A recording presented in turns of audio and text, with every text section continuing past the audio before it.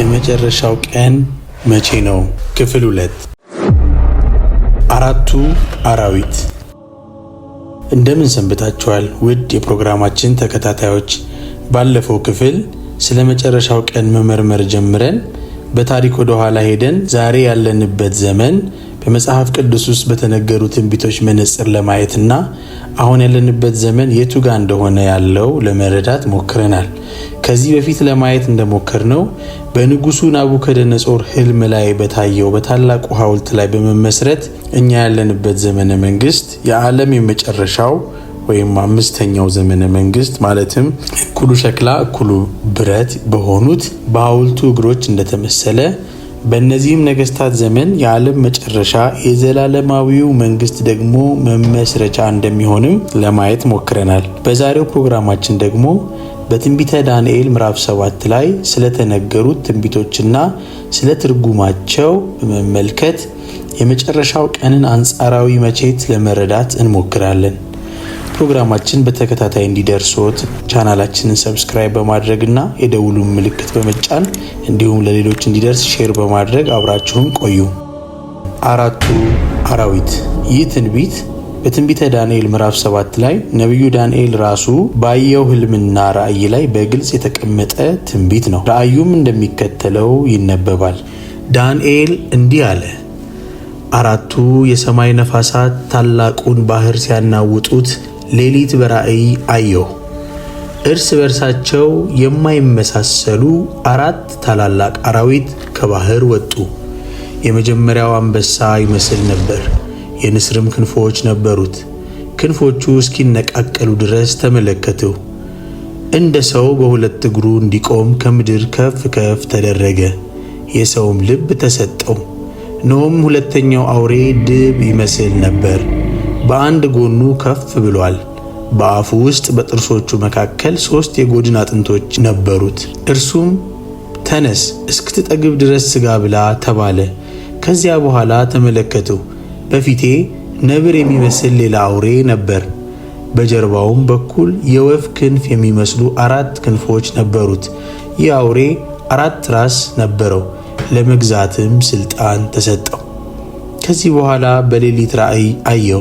በፊቴም የሚያስፈራና የሚያስደነግጥ በጣም ኃይለኛ የሆነ 4ተኛ አውሬ ነበር። ትልልቅ የብረት ጥርሶች ነበሩት።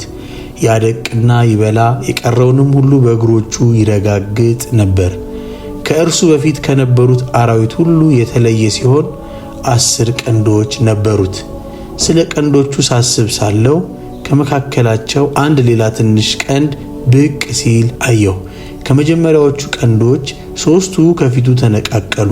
ይህም ቀንድ የሰው አይኖችን የሚመስሉ አይኖች፣ በትዕቢትም የሚናገር አፍ ነበረው። በዚህ ራእይ ላይ በግልጽ የተቀመጠው ትንቢት ከዚህ በፊት በታላቁ ሐውልት ህልም ፍቺ ላይ ከተገለጸው ትንቢት ጋር ተመሳሳይ የሆነ መልእክትና ይዘት አለው። የአራቱ አራዊት ህልም ፍቺም የሚያሳየው ከምድር የሚነሱን መንግስታትንና መጨረሻቸውን ነው። በአራቱ አራዊት ራእይ ላይ ዳንኤል ትኩረት ሰጥቶ በተለየ መልኩ ሊያቀርበው የሚሞክረው እንዲሁም የታየው ራእይ በዋናነት ሊያስተላልፍ የፈለገው ነጥብ ግን በአራተኛው አውሬ አናት ላይ ስለነበሩት 10 ቀንዶችና ከቀንዶቹ መካከል ስላደገው ትንሽ ቀንድ ነው።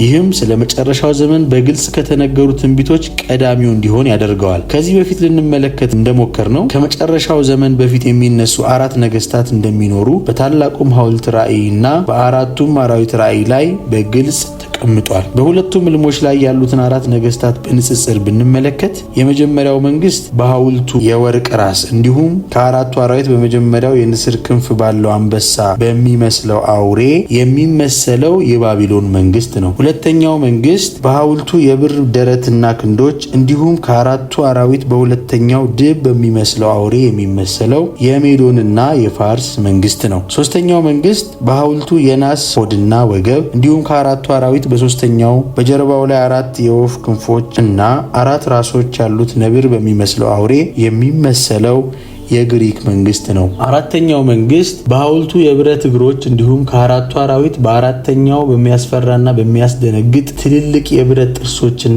10 ቀንዶች ባሉት አውሬ የተመሰለው የሮም መንግስት ነው። እያንዳንዱን መንግስታት ከሚመሰሉባቸው አራዊት ጋር ለማነጻጸር ብንሞክር የመጀመሪያው መንግስት ወይም የባቢሎን መንግስት ዳንኤል 7 ቁጥር 4 የመጀመሪያው አንበሳ ይመስል ነበር፣ የንስርም ክንፎች ነበሩት። ክንፎቹ እስኪነቃቀሉ ድረስ ተመለከቱ። እንደ ሰው በሁለት እግሩ እንዲቆም ከምድር ከፍ ከፍ ተደረገ፣ የሰውም ልብ ተሰጠው። አንደኛ አንበሳ ይመስላል። አንበሳና የባቢሎን መንግስት ያላቸውን ቁርኝት በታሪክ ውስጥ ብንመለከት የባቢሎን መንግስት በአርማቸውና በከተማቸው መግቢያና በቅጥሮቻቸው ብሎም በቤተ መንግስቱ ግንብና በሮች ላይ የአንበሳ ምስል መኖሩን በአርኪኦሎጂ ጥናት በቁፈራ የተገኙት መረጃዎች ያስረዱናል። አልፎም በተገኙት መረጃዎች ላይ ክንፍ ያለው አንበሳ ምስል በብዛት ይገኛል። ይህም በቀጥታ የመጀመሪያው አውሬ ከባቢሎን መንግስት ጋር እንደሚገናኝ ግልጽ ማሳያ ነው። ሁለተኛ የንስር ክንፎች ነበሩት።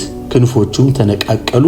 እንደ ሰው በሁለት እግሩ እንዲቆም ከምድር ከፍ ከፍ ተደረገ፣ የሰውም ልብ ተሰጠው። ይሄ መገለጫ በቀጥታ ከዳንኤል ምዕራፍ 4 ላይ ከተፈጸመው ታሪክ ጋር ቅኔው ይመሳሰላል። ይሄም ንጉሱ ናቡከደነጾር በትዕቢት ተሞልቶ ራሱን ከፍ ከፍ ሲያደርግ እግዚአብሔርም ሲያዋርደውና እንደ አውሬ ሲሆን ጸጉሩም እንደ ንስር ላባ ሲሆን የሰማይ መልአክም ልቡ ከሰው ልብ ወደ አውሬ ልብ ይቀየር 7 ዓመታትም ይለፉበት ብሎ ሲናገር፣ ይህም ከሆነ በኋላ ናቡከደነጾር ሲመለስ ተመልሶም የሰው ልብ ሲሰጠው እንመለከታለን። በዚህም መሰረት የመጀመሪያው አውሬ ከባቢሎን መንግስት ጋር ግልጽ የሆነ ግንኙነት አለው። ሁለተኛው መንግስት ወይም የፋርስና የሜዶን መንግስት ዳንኤል 7 ቁጥር 5 ሁለተኛው አውሬ ድብ ይመስል ነበር፣ ከአንድ ጎኑ ከፍ ብሏል።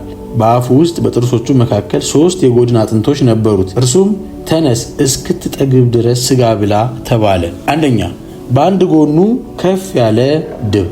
የፋርስና የሜዶን መንግስት ከስሙም እንደምንረዳው የሁለት ጥንድ መንግስታት መጠሪያ ነው። ነገር ግን የፋርስ ንጉስ የሆነው ቂሮስ ከተነሳ በኋላ የሜዶንን መንግስት በመቆጣጠር የፋርስ መንግስት በግዛቱ ላይ እንዲያስተዳድር አድርጓል። ከዚህም የተነሳ በብዙ የታሪክ መጽሐፍት የፋርስና የሜዶን መንግስት የሚታወቀው የፋርስ መንግስት ወይም ፐርሺያን ኢምፓየር በሚለው መጠሪያ ነው። ምክንያቱም ከፋርስ ንጉስ ከቂሮስ በኋላ የሁለቱ ጥንድ መንግስታት አገዛዝ በአንድ በኩል ከፍ በማለቱ ነው። ድቡም በአንድ ጎኑ ከፍ ማለቱ ከዚህ ጋር በግልጽ የሚዛመድ ነው። ሁለተኛ በአፉ ውስጥ በጥርሶቹ መካከል 3 የጎድን አጥንቶች ነበሩት። የፋርስና የሜዶን መንግስት ወደ ስልጣን የመጣው 3 መንግስታትን ግዛት በመንጠቅና በማሸነፍ ነው። እነዚህም መንግስታት አንደኛ የባቢሎን መንግስት የአሁኗ ኢራቅ፣ ሁለተኛ የግብጽ መንግስትና ሶስተኛ የሊዲያ መንግስት ወይም የአሁኗ ቱርክ ናቸው። በጥርሶቹ መካከል ያሉት 3 የጎድን አጥንቶች ከነዚህ ነገስታት ጋር የሚዛመዱ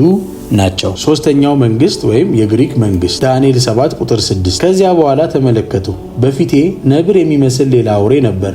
በጀርባውም በኩል የወፍ ክንፍ የሚመስሉ 4 ክንፎች ነበሩት። ይህ አውሬ 4 ራስ ነበረው፣ ለመግዛትም ስልጣን ተሰጠው። አንደኛ ነብር የሚመስል አውሬ። የግሪክን መንግስት የመሰረተው ታላቁ አሌክሳንደር ወይም አሌክሳንደር ዘግሬት በመብረቅ ፍጥነት የፋርስን መንግስት በማሸነፍና ግዛት በመንጠቅ ነው። ከህንድ እስከ ኢትዮጵያ ተንሰራፍቶ የነበረውን የፋርስን ግዛት ለመቆጣጠር የፈጀበት 3 ዓመት ብቻ ነበር። ከዚህ ቀደም በታሪክ የባቢሎን መንግስት አንድን ከተማ ጢሮስን ለመቆጣጠር ብቻ 12 ዓመት ፈጅቶበታል። በነብር የተመሰለውም ከዚህ ፈጣን የሆነ የአሸናፊነት ባህሪ በመነሳት ነው። ሁለተኛ 4 ክንፎችና 4 ራሶች። ታላቁ አሌክሳንደር ወይም አሌክሳንደር ዘ ግሬት የፋርስን መንግስት አሸንፎ የግሪክን መንግስት ከመሰረተ በኋላ ብዙም ሳይቆይ ሞተ። ሲሞትም መንግስቴን ብርቱ የሆነው ይውሰደው ብሎ ነበር የሞተው። በዚህም መሰረት ከታላቁ አሌክሳንደር በኋላ እኔ ነኝ ብርቱ በመባባል 4 የጦር ጀነራሎች የግሪክን ግዛት 4 ቦታ